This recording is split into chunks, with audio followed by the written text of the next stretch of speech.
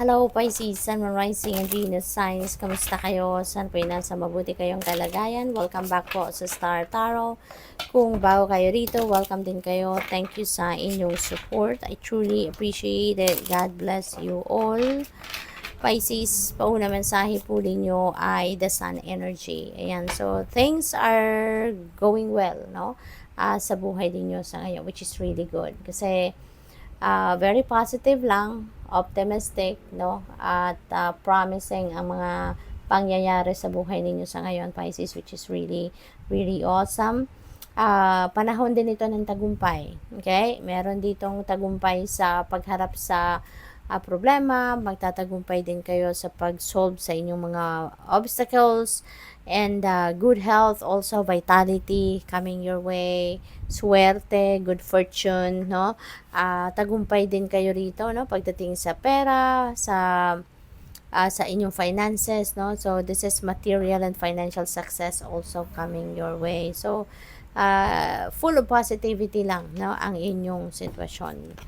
We have King of Wands. Ayan. So, this is leadership, no? Pisces, this is leadership. Maaring ang iba sa inyo dito will be promoted, no, to a leadership role, or baka nandudoon na kayo sa posisyon na yon. Baka isa na kayong leader talaga, yung ganon. This is also about entrepreneurship, no? Pisces, baka ang iba sa inyo habang kayo ay nagtatrabaho na, no, nasa established na kayo na posisyon sa inyong trabaho, at the same time baka meron din kayong negosyo, or baka magpuput up kayo ng panibagong venture, no, yung ganon. We have 7 of Wands. Ayan, so marami naiinggit sa iyo, for sure, Pisces. Marami naiinggit sa iyo, kaya maraming nakatingin sa iyo, maraming, ang tawag dito, all eyes on you, kumbaga, yung mga tao sa paligid ninyo. Kasi, maaaring nandiyan sa'yo. Kung anong gusto nila, nandiyan sa'yo. Kung ano yung posisyon na gusto nila sa trabaho, nandiyan sa'yo. Yung parang ganon. Maybe you're very successful talaga in different ways. Kaya, marami din ang naiinggit sa'yo. Marami din ang nakatingin sa'yo, no? Stand your ground, no? Stand your ground. Stand for what you believe in. Manindigan ka lang kung ano yung nararapat, kung ano ang dapat, kung ano para sa'yo, you know? Doon lang kayo, okay? Continue to persevere, continue to work on whatever it is that you need to do, no? Continue lang kayo dyan.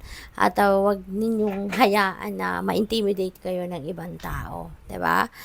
Dito nasa defensive mode kayo yung parang naghihintay lang kayo ng tamang pagkakataon para sumagot siguro kayo, or para depensahan din ninyo ang inyong sarili. So, choose your battles, okay?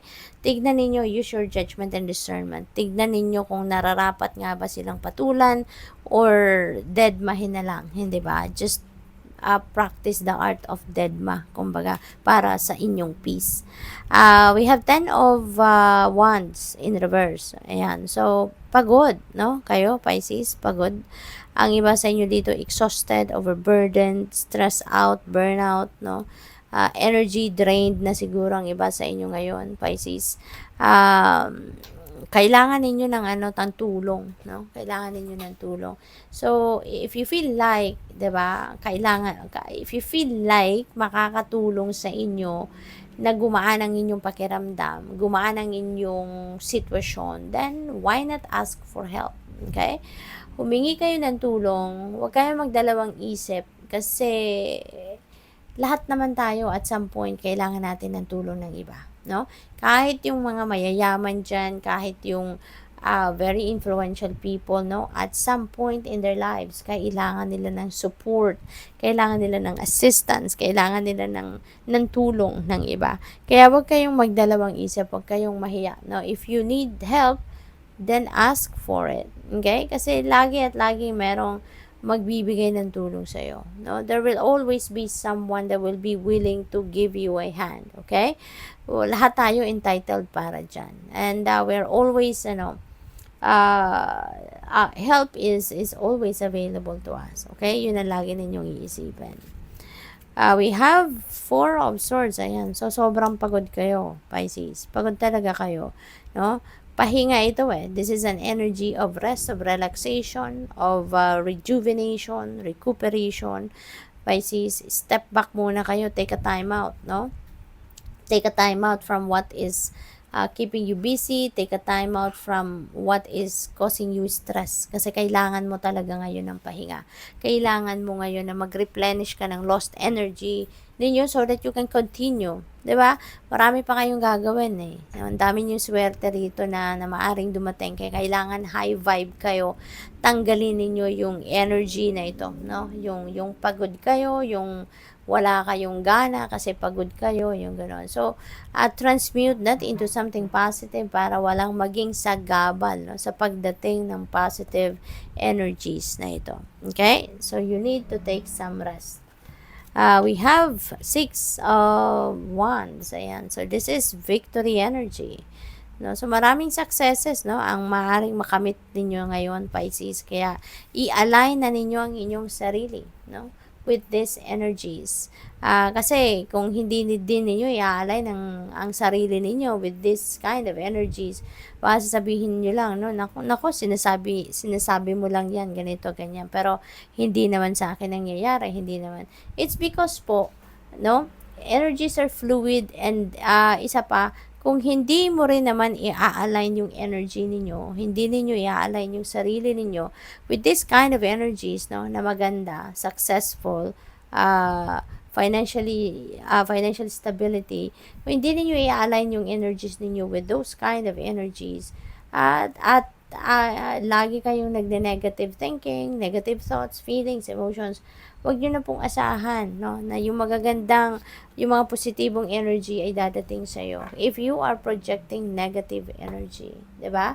Kung nandoon kayo sa nagko-complain kayo lagi, 'di ba? Whiner kayo, yung ganon. So those are negative vibes, negative energies 'yun. Hindi 'yun mag-a-attract ng positive energies katulad nito. 'Di ba? Kaya kahit may mga ganitong swerte sa reading ninyo, no? Maaaring hindi yun mag-resonate sa inyo kung negative negative energy, no, ang nakabalot sa sarili ninyo. Kaya kailangang lagi lang tayo nandoon sa positibo, lagi lang tayo nandoon sa kung ano yung positive thoughts, feelings, and emotions para yun ang ma-attract natin. Diba? Law of attraction, no, is always at play, Pisces. Kung ano ang klaseng energy ang pinuput out natin, yan ang imamatch sa atin ng universe. Okay? Kung lagi tayong negatibo mag-isip, lagi tayong nagrereklamo, mga ganon, no? Mas marami pa ang dadating na ganong klaseng energy sa inyo, okay? Kasi yun ang imamatch ng universe sa iyo, no? Kaya kung positibo din ang pinoproject ninyong energy, positibo kayo mag-isip, positibo ang mindset ninyo, positibo ang outlook ninyo. So definitely you will attract more positive things, more positive situations, and more positive energies, no? So dito, sabi dito sa energy na to, this is the arrival of prosperity, no? So magandang i-align ninyong sarili ninyo with this energy para talagang makita ninyo, no, yung fruit ng labor ninyo, yung bunga ng sipag ninyo, yung prosperity and abundance, promotion, pay raise, yung mga ganon, talagang mangyari, no, sa buhay ninyo. So, what else? We have Knight of Cups. Ayan. So, baka ang iba sa inyo naman, merong marriage proposal, no? Baka merong magpo-propose sa inyo for marriage, baka merong manliligaw if you're still single, maaaring ganon. Or there could be someone also, no, na baka mag-a-apologize sa inyo sa ngayon. Baka ma-realize niya sa ngayon na nagawang kanya ng hindi maganda in the past. So, ngayon baka remorseful na siya at magsusorry siya sa iyo. 5 of Pentacles in reverse. Ayan. So, this is good. No? This is good. Para sa iba sa inyo, the worst of the hardship is over. So, makakaahon na, makakabango na kayo, no? And you are going to be healed. Kung ano man ang sitwasyon ninyo rito, no? Yung financial difficulties, financial problems ninyo, that will be healed, that will change for the better, no? So, makakaahon na kayo sa hirap, kumbaga, no? So, good luck. Thank you for watching. Love and light. Namaste.